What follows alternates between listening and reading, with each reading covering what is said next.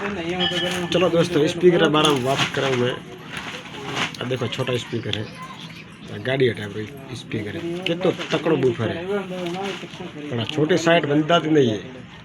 लगभग वॉक दो है पटेल यार। हाँ स्पीकर यार सेमन तपड़ नहीं मिलता, नवा मल से सेमन 99% यार नहीं मिलता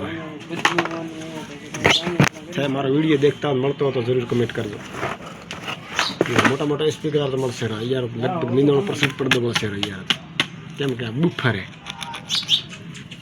थारे कोई पास मोटो स्पीकर पड़ी हो तो जरूर कमेंट कर दो। कोई पास सामान पड़े हो मारा वीडियो देखता हो, कोई मिस्त्री भाई पर पड़े तो जरूर कमेंट कर दो कि मारे पास पड़ी हुई है हमारी। तकड़ा में तकड़ो माल आ रहा है, पावरफुल। चलो दोस्तों, मारो वीडियो अच्छा लगे तो जरूर कमेंट कर दो। चलो दोस्तों, पीसी भी है सटा का 50 किलो तार कवर करे हो।